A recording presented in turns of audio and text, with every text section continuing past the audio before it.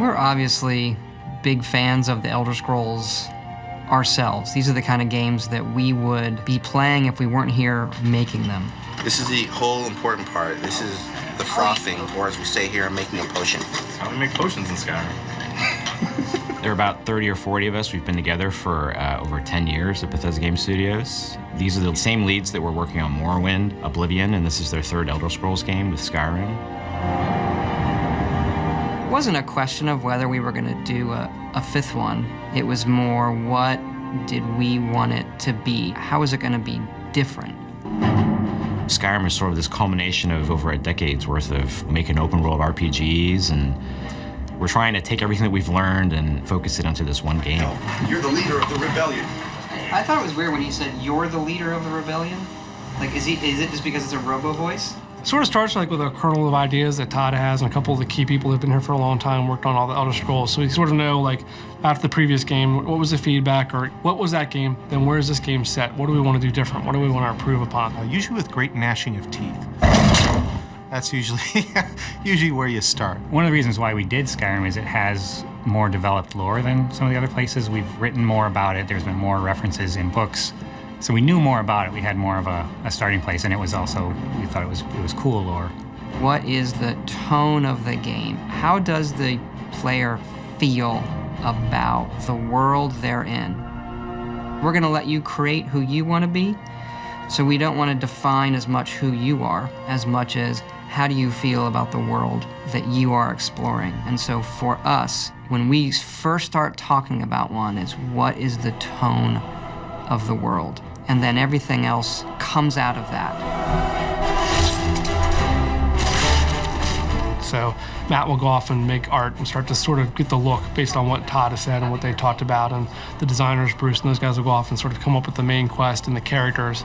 And then we just meet each week and talk about it and iterate upon it and see what works and what doesn't. Oblivion, the last game we did in the Elder Scrolls universe, was a very core fantasy where the area it was set in, Cyrodiil, was very much all races, all ethnicities, all cultures, all, it tried to be a little bit of everything. Skyrim is much more of our hardcore, like, Viking fantasy. We sort of settled on Skyrim as, different from Cyrodiil, which was very civilized and the center of the empire, and we wanted to kind of mix things up, make it rougher, less peaceful, definitely, more brutal.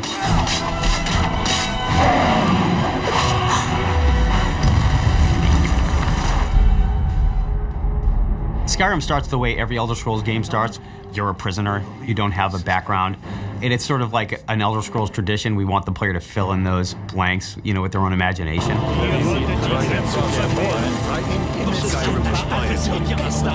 Elder Scrolls especially, we give you're a blank slate. And we've wiped your history clean and you're free to make your story as you wish. And in this particular case, you're being led to your execution. And the execution is interrupted by a dragon attack. And you were a criminal and you were accused of some crime, but it's like, what is this other stuff going around? There's this weird civil war going on. And there's a lot of tension in the world. And in Oblivion, you weren't the person that saved the world. You helped the person save the world. But we definitely knew, like, this is Skyrim, the land of the barbarians. We want you to feel like, the Nord hero here.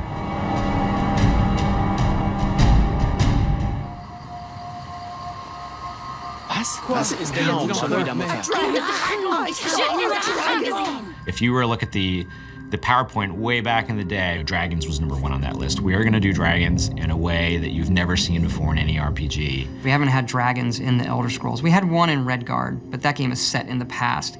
And so there kind of becomes these mythical creatures people talk about, but you never quite see. There have been rumors of dragons coming back, and no one's really believed it because, as far as anyone knows, dragons are gone from the world. They've all been killed off, hundreds of years ago. But now here's this dragon. What's that about? The Nords have this god in their pantheon, Alduin. Alduin, who is this, I don't want to say evil, but dark god in the Elder Scrolls lore. He is a dragon. In the ancient times, he sort of ruled over the humans in this part of the world.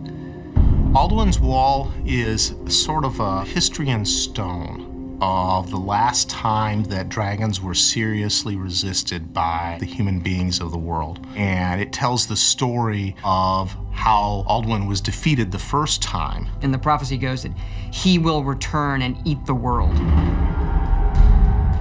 Well, that's what happens in Skyrim.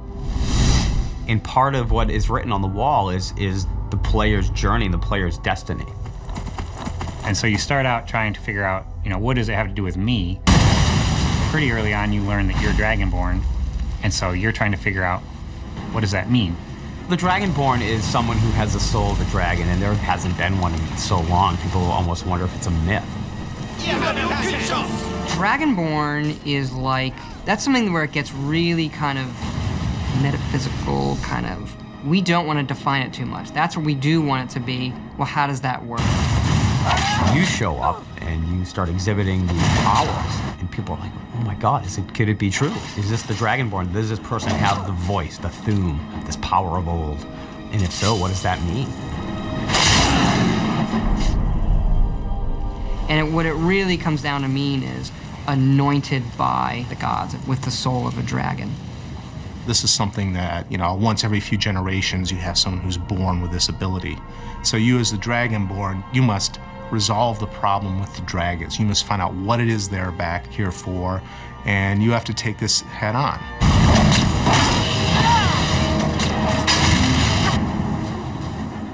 Part of it is a mystery, and then once you have okay, this is what's actually going on, then it takes on a more adventurous, less mysterious tone.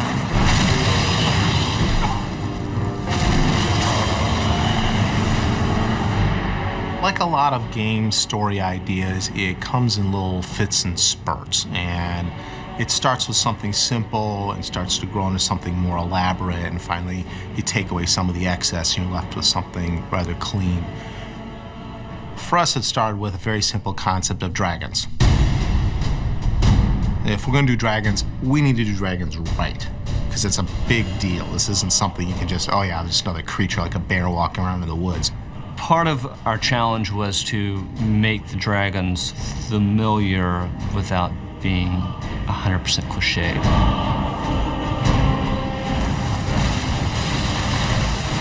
We definitely like them being characters. They had a culture. They may be terrifying and they may be brutal, but they're also sentient and intelligent, and they have a language, and they can speak, and they will speak to you at times. But they also have a sort of distinct sort of Nordic flavor to them. And they're big. We wanted the dragon to feel very majestic, so we were looking at, well, how do eagles soar and that sort of thing. But on ground, we wanted them to be a little bit more primal and reptilian in nature. A lot of it is analyzing real-world analogs. So we'll look at bat footage, we'll look at bird footage. It's trying to research so that we're not making a fantastical creature be unbelievable. It may be a fantastical creature, but it still has to feel like it has weight. It still has to feel like it could exist in this environment. Trying to make dragons feel authentic is, for us, more important than making them feel unique, special, and completely and utterly different. You make the experience of it feel so real that that's what becomes important. The authenticity is what matters to us.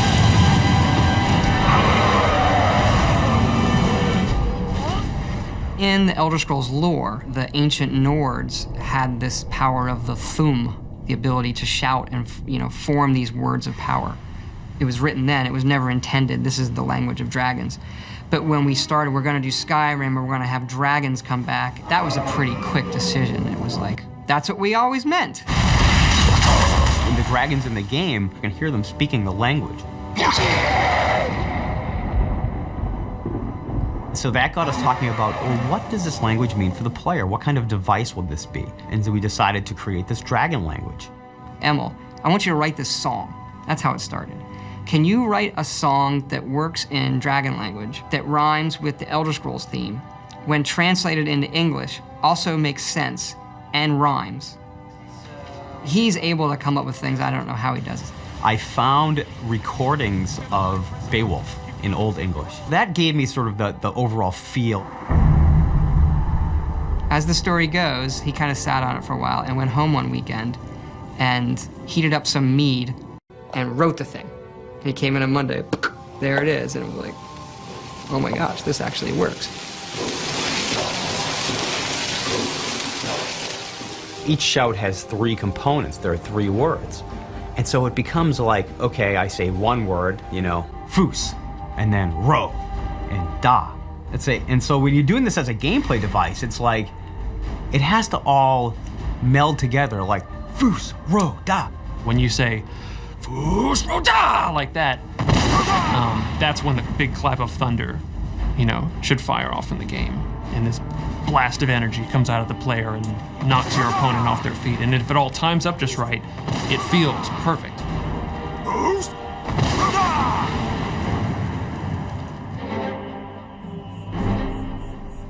You have these walls where you learn the words of power usually, and they are these ancient writings of the Nords who knew the language. One of our concept artists, Adam, come up with like the visual, you know. Todd was directing him, it's like, no, it's gonna look like, you know, if the dragons had clawed it into the stone. So it's very jagged looking. And he decided, well, all right, the dragon has this many claws, it probably uses its thumb claw as like a rotation point, and then he started sketching out different scratch patterns, and eventually that became the language.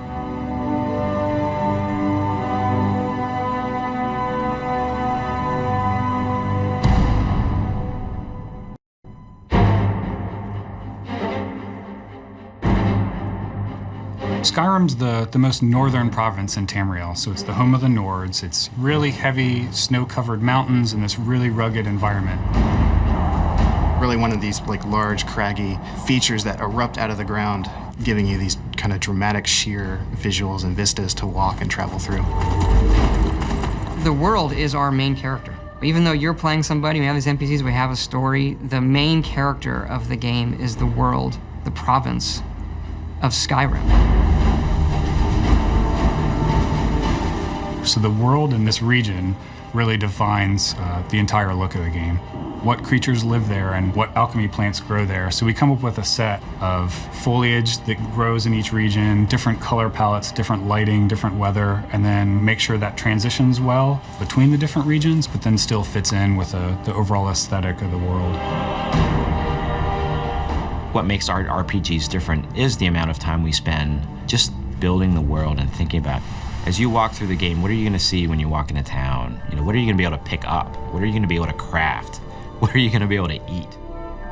All of the little things in that are what we obsess over. You could say, well, what effect does that have on gameplay? Let's not overthink it, that's just neat. But they become the key thing that makes you feel that this is all real for the moment I'm in it. We kind of call it cluttering the world. You can go into a house and steal all the guy's mead. And, you know, that's fun. That was a game you just decided to go do. I want to touch everything and do it and stare at these bushes that have all been individually modeled and what do their flowers look like, and then you can pick the flowers off and they come off and you can eat them and they do things to you and you can mix them into potions. It makes a sense of believability to the world. So you really see how people live in it and what they're doing. And a lot of the story is just told by the clutter or the environment that is just built around that character. There is so much stuff in the game. It is an orders of magnitude larger and has more things in it than we've ever done. It's not enough for us just to create one large city. We're going to do 5. It's not enough for us to do a few farms or a few places of interest. We're going to do 500 hand-placed things for you to look at in the world. And we're going to keep adding, we're going to keep playing, we're going to keep adding. We're adding up until the end. When you come out of that first dungeon and you see this huge open valley of pine trees and clouds and these giant mountains like we haven't been able to do in any previous Elder Scrolls game, that part is really special. That's kind of the first part where we're like, yeah, that's what Skyrim's all about. This big, huge, rugged, open world, and you can kind of go wherever you want in it.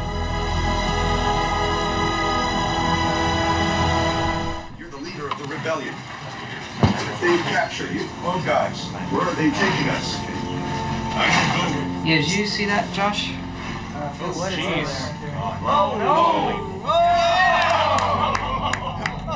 Like everything else, like the plants and the people, we treat the creatures the same, that they live in this world. mammoths and giants. Probably the coolest, because you can actually get kind of close to them. You can walk up, as long as you don't get too close, you can walk up and watch them sort of move on by like a slow herd. If you mess around with them, it's not going to be pretty. They're very powerful. Some of the principal villains in the game would be the Draugr. These are sort of mindless undead creatures. We have our trolls, porkers, who are these seals. A cool one that people haven't really seen before is the Falmer. These are another type of elf in Elder Scrolls lore. In Skyrim, the idea is that they've lived underground for a long time, so long that their eyes have all grown over. We have hag ravens. She's a really powerful magic user. Which are evil witches who have decided to trade some of their humanity for all kinds of evil magical powers. One of my favorites in concept and execution are these ice wraiths. There's a line in lore that Nords, when they come of age, will go fight an ice wraith.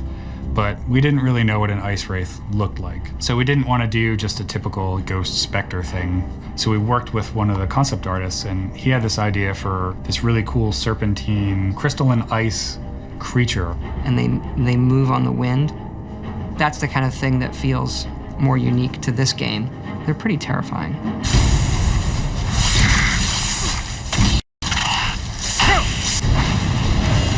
I think combat is a really, really tricky thing in a game like this. You want to make you, physically, the player who bought the game, feel like you're getting better, but more so that the character on the screen that you are playing is getting better at it. Where do you draw that line? How much does it become a reflex game? I'm good at blocking at the right time versus my character's good at blocking.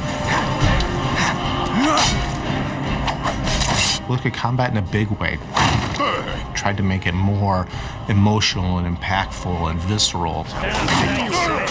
Have the player moving around more and be moved around more rather than just be kind of static. I mean, a lot more action-oriented, and that always presents a lot of challenges because it actually involves a lot of math and timing to make it fluid and fun, and a lot of iteration. We did spend a lot of time just, taking a mace and hitting fake guys in the head on the screen until it, punchier. Oh, now you're going too far, it looks too silly. Okay, pull back. If we can succeed at, here comes a wolf, and I take an axe and I plant it in his head and he dies, and I take his hide. Like if that, just something that simple, you feel like, yeah. You feel good about it, then when we're fighting giants or dragons, that's much easier.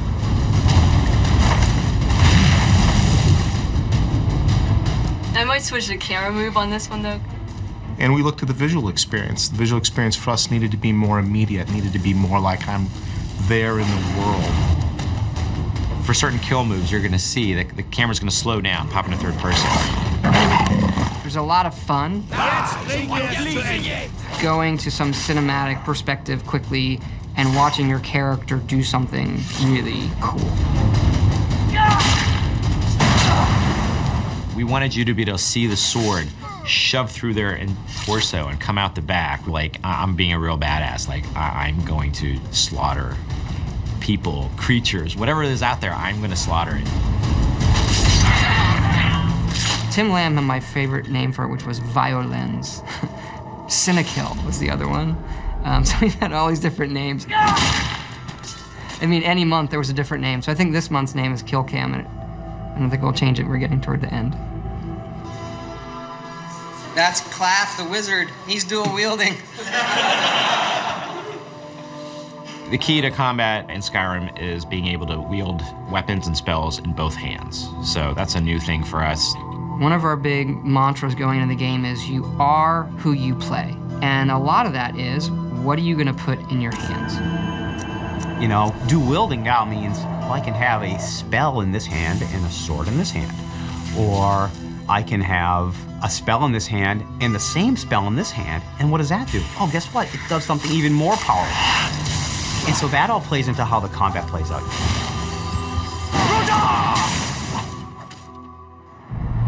So this is the final state where the beams fade away?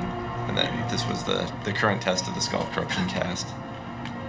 Basically, I've hidden the projectile. It's too bad we don't do more of this burning stuff. 10,000 times more than Oblivion already. The whole dual controller thing we're doing came from the initial Magic design. With the spells, we knew immediately from the beginning we wanted to get something that was more of a wizard duel rather than just, can I throw fireballs quicker and you can throw fireballs? Could we make it actually feel like something? So we wanted to be able to have two magic guys go at it, in a really good, strategic, fun, and exciting way, like we can do with melee combat. We've also added new ways for the spells to be delivered. And so the way we treat fire now is it hits and it spreads and it can spread a bit and do damage, and you can actually just take your fire spell and lay it on the ground, let guys run through it. And we really spent a lot of time, focusing on Magic this game, just a ton more effort into, all the unique spells and their visuals. The area effect is in, the casting art is in. With the magic system added to the mix here in Skyrim, almost a third of the gameplay is involving special effects being thrown at people. That's what I always imagined this room to be like, especially when the wizards start going with their spells. Forget the numbers and how much it kills guys. A lot of times you find a new spell and no one's around, you set it off. No, your damage resistance is determined by your armor and your perks and other stuff that might fold into that. So in this case, admittedly, the player will have to trust that we are doing what we say we are doing. We've always been very big in the Elder Scrolls on dynamic growth of the character. Every single one of our games in the series has had this idea that when you do something, you get better at it. In Skyrim, the game adapts to what you're doing. That was one of the reasons why we got rid of classes. And that you decide what your character is just by going out and doing that stuff. Depending on, what weapon you're using and, whether you do any damage, you're going to get a certain amount of skill usage, and then that's going to build up until you reach that threshold, and then your skill will increase. At that point, once you've increased enough skills, then you level up. Same thing with wizardry. Start casting spells, you'll get better at casting spells. So in an ideal environment, you don't have to think about what it is you're trying to do. You're not watching to see, how can I make my character do this or that? You just play.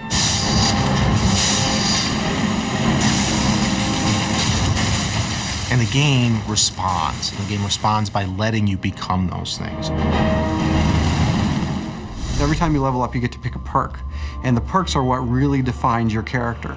The definition of what a perk is really kind of hard to nail down. It's an advantage or a feature or a gameplay enhancement or an ability or feat that you get as you progress in your skills. You can actually play the game for a while as a warrior character and then decide, I want to start doing magic stuff. And in the previous games, if you really wanted to do that, you probably wanted to start over.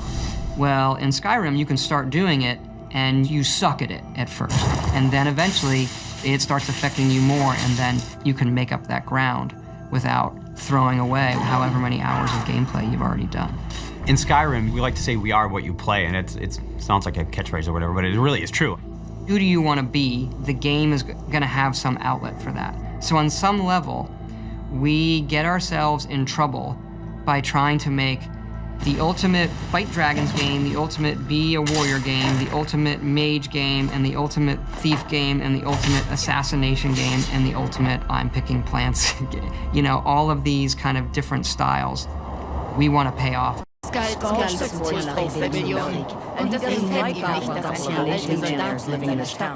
Be responsive to things the player does. When you do something in the game, we want the game to recognize it and respond appropriately to you.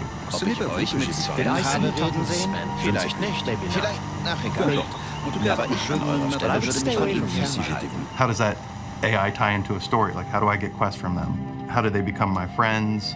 What will they do for me? What can I do for them? That kind of stuff. Sometimes it's as simple as having a guard in a city comment on the things that you've done.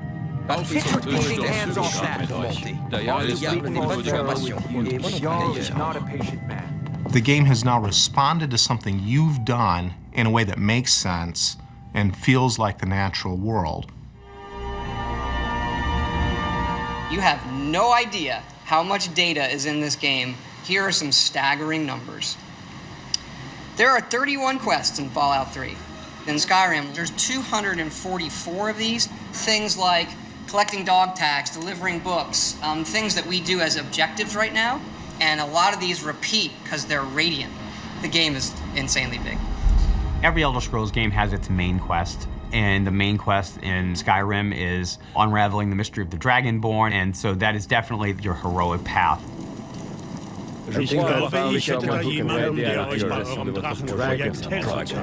For us, when we make a good story, we know we've done it when the player is the agent. Ja, ich könnte jemanden brauchen, der mich sagt. Und mit Besorgen meine ich, dass ihr in einer gefährlichen Ruine nach einer alten Steintafel suchen werdet.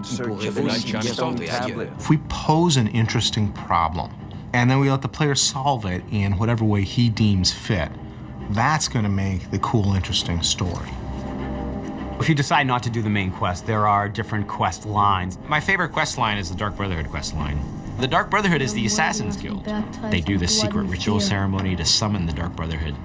And when you join the Dark Brotherhood, you're one of the guys who shows up and goes, who do you need killed? What do you need? I just think that's just really awesome. We have this open-ended simulation. The games sort of offer this sort of redemption where, okay, I'm gonna play as a bad guy and do all this bad stuff. I'm gonna join the Dark Brotherhood and, maybe join the Thieves Guild and do scummy stuff. You know what? Then I'm gonna do the main quest, which is more honorable. And then because you're put in these situations where you're sort of the good guy, you start to feel like that.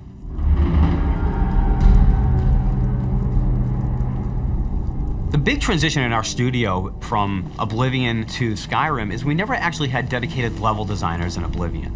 We had them on Fallout, and now we have them in Skyrim. And what that means is that when you go into a cave, it's not just art and stuff. Get me down! I can feel it. And before, we did it in a very compartmentalized way, and you would see lots of the same rooms, but we took it a step further this time and made a whole bunch of free pieces so that every single dungeon is a completely different experience. In total, we have around 310 or 15 spaces. That includes dungeons, large dungeons, small dungeons, exterior play spaces. Our sort of ideal now is that we want every dungeon in a game like ours to be as good as a fully scripted level, something in like a highly authored game. Every dungeon is going to tell some sort of story, whether visually or through notes or books or the loot. You might actually get like literally a quest. It's put in your journal. In some cases, it's more of a free form. You follow clues or you just learn the story of the dungeon by playing through it. The implied stories to me are the ones that are some of the most interesting because there's not a word of dialogue spoken. There's just the environment speaking to you. So you go in, you see a body laying on its back with an empty bottle clasped in its claw and bottles in its mouth. He's just laying there. We really want to have this memorable moment. We want to have the players who played the dungeon or the level to come back being like, that was an awesome experience. When I came into that last room and I saw the sky shining down from above and this cool little set piece with the streams going through and then the boss comes out, that was really cool. So that was the one thing I always ask the LDs after they're finished past 1 or past 2 of a dungeon. I'm like, so, what's your memorable moment? Every time you play, you're gonna find something neat or something different's gonna happen. Games are such a unique storytelling device is that you have this really opportunity to tell a story through action, through gameplay.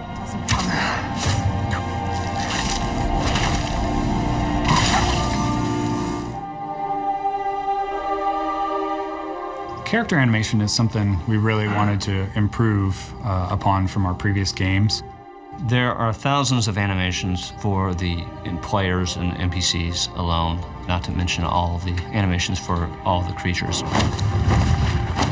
The challenge to making a character in the game, an NPC, feel like they're real, like they're really there, is a tough nut. And part of that is because you and I see people every day. We are intimately versed in what a real person is. This is not a mystery to us. I have no idea what an undead guy is like. So what I need to do to make him feel convincing pales in comparison to what I need to make a person feel convincing. Ich habe ein Feeling and I don't always get feelings about anything. Despite advances in our technology, despite growth in our animation team, our own internal demands to raise the bar has made that time to get even a simple character longer than it has in past projects. The biggest challenge, I would say, is to create a pretty wide-ranging assortment of characters and yet keep them within a normal realm, using as few assets as possible and dealing with any kind of technical issues. It was definitely quite a challenge. I almost started out. The fun times we have are usually the mocap sessions. So you're gonna be the stabby. I typically put Dennis through some pretty painful posing and whatnot, so the next day he'll have like a tough time like moving around. Mocap ready, and action.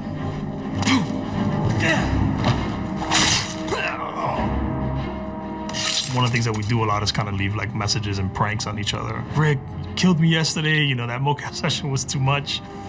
And action. And even though motion capture might be a foundation, there's a lot of hand editing of that motion capture data to make it work within a gameplay context. An attack might be sped up, it might be radically altered to make it work for our needs.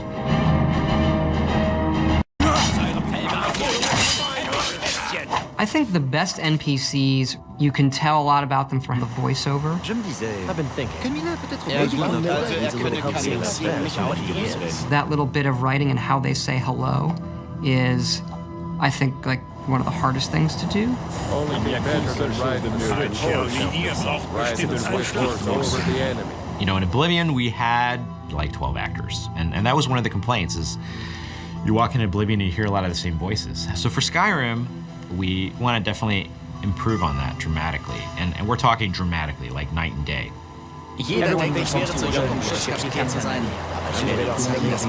And in this game, we have 70 plus actors doing over 110 roles. A lot more than we've ever had. You know, it was for about 4 to 5 weeks, 3 voice studios working simultaneously. Let's see if we can get people trying a quote-unquote Nordic accent. You've come all the way to Skyrim. You're at the tip of the continent here. The guys are big and burly and have beards. The women are big and burly and have beards. And everyone's handy with an axe. And it's a fine line of what sounds good and what sounds like ridiculous. And so we spent a lot of time casting. We have some great actors. It'll be 9 again on our take 9. It's a good thing. Some of the more specific names we have on here: Max von Sydow, Joan Allen, Linda Carter, Christopher Plummer, who I've wanted to put in a game forever. You know the ancient Nord word for war?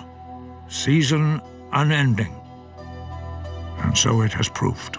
They were perfect for the part to begin with, and I think everybody had a really good time. I can make them. Thank you, sir. And now 22, we're moving on to a different level. They bring a resonance to their roles when they talk that you can write like the cheesiest line, and wow, that sounds great coming out of his mouth. Begone, before even my philosophy has tested me on the breaking point. We are men of peace, and you are not.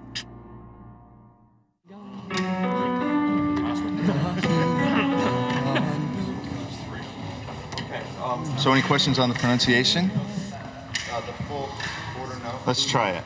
5, 6. I had this idea that the music for Skyrim would be the Elder Scrolls theme, but sung by a barbarian choir. So I called Jeremy Soule, who does our music. I mean, this is in 2006. Jeremy, I hear the Elder Scrolls theme as sung by a barbarian choir. Okay, how are we gonna do that? I don't know. You know, what are they singing? They're singing this song in the dragon language to the theme of Elder Scrolls. Or do you want a solid break right here?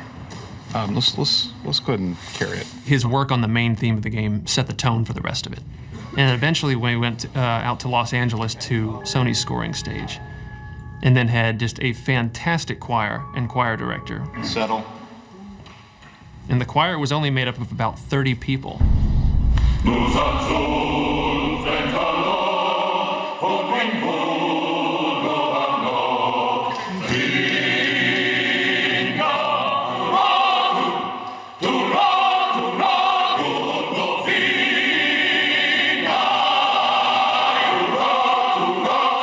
art director would kind of whip them up into more of a frenzy, emphasizing this Nordic feel the whole time. So they're dun dun dun dun dun dun dun dun. You know, you really pound on every downbeat. And what they would do is just do 3 passes on each verse of the song. Now you've got the sound of 90 people singing this thing in this massive hall. You take a break from it, and you come back, you still get the hairs raising on your neck every time they come to the big chorus.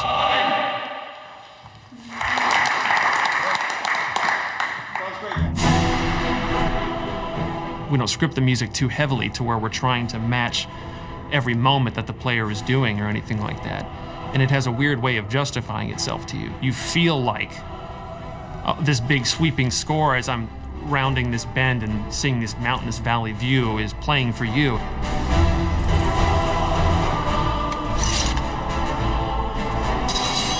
There's nothing satisfying about pulling out a sword with no sound. We kind of debated for a while on whether to try to make them realistic. I tried it. I want people to know that I did try it. Swords don't make that sound. So I very quickly drifted back to the more Hollywood style. Because people want to hear it. I actually really enjoy making things that just feel very visceral and great impacts of the sword and shield and that sort of thing. So I really have a hard time with magic, actually.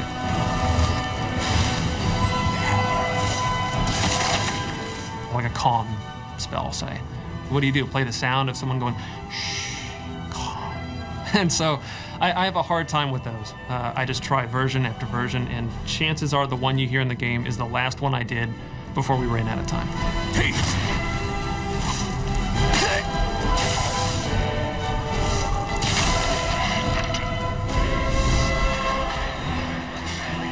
Our games are pretty long. They're like 3 to 4 year development cycles. It does feel like we've been working on it for 20 years, to be honest. It takes a long time to make the game. Today I'm hoping to get to some creature balance. I've already started on some wizard stuff. We have the wonderful luxury of being able to take people who've worked with everything we've worked with, who know the kinds of things we want to do, and just start immediately.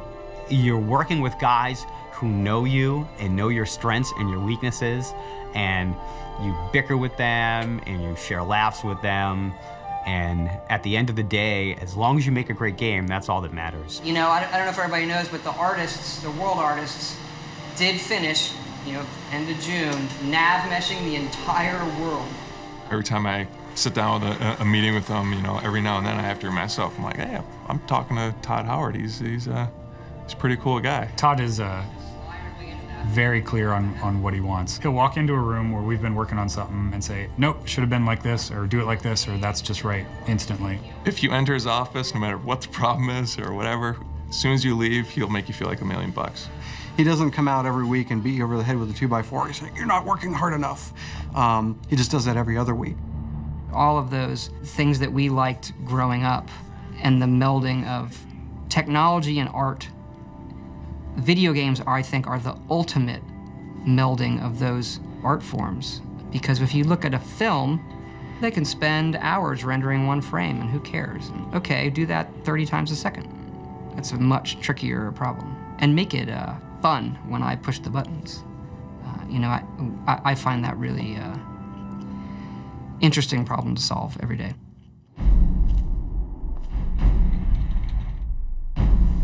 The beauty of making an open world game is you can choose your entertainment to be what you want it to be. And therefore you will be entertained and I'll be happy. I want to give them a game that they're going to hold on to for years and say, I'm going to keep playing this because it's that good and it keeps me in the world. There are no accidents in a game like this. The player is free to interpret everything on their own. It's almost existential in a way. Should I kill that guy because he has some good armor and some treasure I want? How would I feel about killing that guy? You know, that's kind of the holy grail. Forget that it's a video game, but this is an entertainment experience of virtually unlimited possibility, where it's there for you to take it where you want to go. And as you do those things, it will surprise you and reward you for what you're doing.